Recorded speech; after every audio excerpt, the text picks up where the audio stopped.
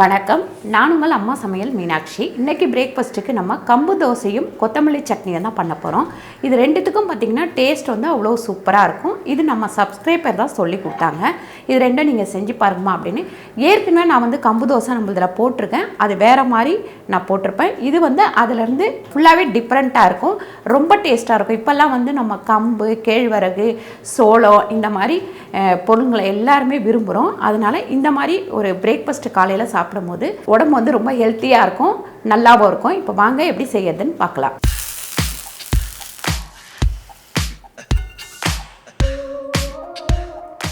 ஒரு டம்ளர் கம்பு போட்டிருக்கேன், ஒரு டம்ளர் பச்சரிசி போட்டிருக்கேன், ஒரு 1/4 டம்ளர் அளவுக்கு உளுந்து போட்டிருக்கேன். இது வந்து நம்ம ஒரு 2 மணி நேரம் ஊற வச்சா கூட போதும். சப்போஸ் நீங்கள் காலையில் பண்ண போகிறீங்க, காலையில் ஊற வச்சு நம்மளால் பண்ண முடியாது அப்படின்னா நீங்கள் நைட்டே வந்து ஊற வச்சிடலாம். ஊற வைக்கிறதுக்கு முன்னாடி இது எல்லாமே நல்லா கழுவிட்டு தான் ஊற வைக்கணும். அப்போ தான் வந்து அதில் உள்ள மண், தூசி எல்லாமே போயிடும்.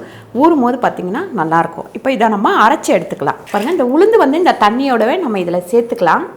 பாருங்கள், இந்த உளுந்து வந்து இந்த தண்ணியோடவே நம்ம போட்டுக்கலாம். அப்போ தான் அரைக்கிறதுக்கு கரெக்டாக இருக்கும். ஃபஸ்ட்டு உளுந்தை 2 சுற்றி எடுத்துகிட்டு வந்துடலாம். பாருங்கள், உளுந்து வந்து இந்த மாதிரி ஒரு கொருன்னு அரைச்சி எடுத்துக்கோங்க.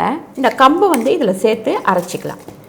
பாருங்கள், கம்பும் உளுந்தான் நம்ம அரைச்சதை பவுலில் வந்து ஊற்றிடலாம். பாருங்கள், இந்த மிக்சிலே நம்ம அரிசியும் அரைச்சி எடுத்துக்கலாம். அதுக்கு முன்னாடி நம்ம ஜீரகம் ஒரு 1/2 ஸ்பூன், மிளகு ஒரு 1/2 ஸ்பூன் சேர்த்துக்கலாம். இதெல்லாம் சேர்க்கும் போது நம்மளுக்கு தோசை ஊற்றினா நல்ல மணமாக இருக்கும். அதுக்கப்புறம் பெருங்காயம் கொஞ்சம். பாருங்கள், இப்போ அரிசியும் இதுலேயே போட்டு நம்ம அரைச்சி எடுத்துக்கலாம். நல்லா நைஸாக அரைச்சிடணும் அரிசியை. பச்சரிசி வந்து நல்லா நைஸாக அரைச்சாச்சு, அதையும் இதிலையே ஊற்றிக்கலாம். இது கொஞ்சம் நீங்கள் தண்ணியாக அரைச்சிக்கோங்க. ஏன்னா ரெண்டுத்தையும் கலக்கும் போது நம்மளுக்கு கரெக்டான தோசை பக்குவத்துக்கு வந்துடும். பாருங்கள், இப்போ இந்த மாவுக்கு தேவையான அளவு நம்ம உப்பு சேர்த்துக்கலாம். ஒரு 1/4 ஸ்பூன் உப்பு சேர்த்துருக்கேன். மாவு வந்து நல்லா கலந்துக்கலாம். பாருங்கள், மாவு வந்து இப்படி தோசை மாவு பக்குவத்துக்கு நீங்கள் கரைச்சி எடுத்துக்கோங்க. இது வந்து நம்ம ஒரு 10 நிமிஷம் இருக்கட்டும். அதுங்காட்டி சட்னிக்கு வந்து நம்ம ரெடி பண்ணிக்கலாம். பாருங்கள், இப்போ நம்ம கொத்தமல்லி சட்னிக்கு ரெடி பண்ணிக்கலாம். ஒரு 1 ஸ்பூன் அளவுக்கு எண்ணெய் போட்டுக்கலாம். பாருங்கள், இஞ்சி வந்து ஒரு 3 பீஸ் போட்டுக்கலாம். அதுக்கப்புறம் வெங்காயம் பார்த்திங்கன்னா சின்ன வெங்காயம் ஒரு 10 பீஸ் வச்சுருக்கேன், அதையுமே இதில் சேர்த்துடலாம்.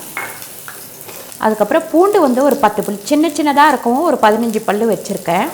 தேங்காய் பார்த்திங்கன்னா ஒரு 2 பத்தை சின்னதாக கட் பண்ணி வச்சுருக்கேன். பச்சை மிளகா ஒரு 5 பச்சை மிளகா வச்சுருக்கேன். பாருங்கள், இது கொஞ்சம் நல்லா வதங்கட்டும். இப்போ நம்ம கொத்தமல்லி வந்து நல்லா கழுவி எடுத்து வச்சுருக்கோம், இதையுமே இதில் சேர்த்துக்கலாம்.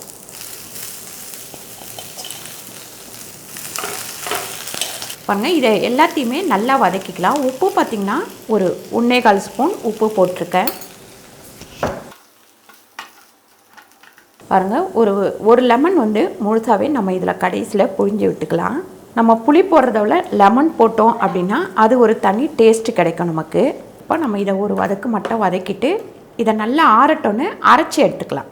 பாருங்கள், தோசை மாவு வந்து புளிக்கணும் அப்படின்லாம் கிடையாது. உடனே அரைச்சி உடனே நம்ம ஊற்றலாம். இப்போ சட்னிக்கு வதக்கியாச்சு, அது ஆறுற வேலைக்கு நம்ம தோசை ஊற்றி எடுத்துக்கலாம். பாருங்கள், கல் நல்லா காயட்டும், கொஞ்சம் எண்ணெய் தேய்ச்சிடலாம்.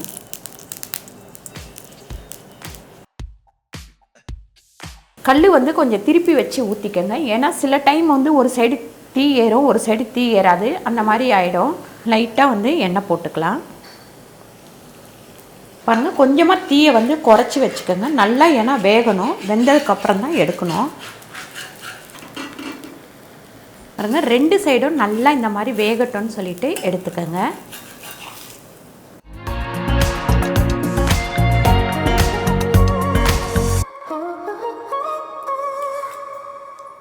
பாருங்கள், சூப்பரான கம்பு தோசையும் கொத்தமல்லி சட்னியும் ரெடி ஆயிடுச்சு. இந்த சட்னி வந்து நீங்கள் தாளிக்கணும் அப்படின்னு கூட அவசியம் இல்லை. உங்களுக்கு சரி தாளிக்காமல் பிடிக்காது ஒரு சிலருக்கு அப்படின்னா மட்டும் தாளிச்சிக்கோங்க. இப்படியே கூட இது சாப்பிட்லாம்.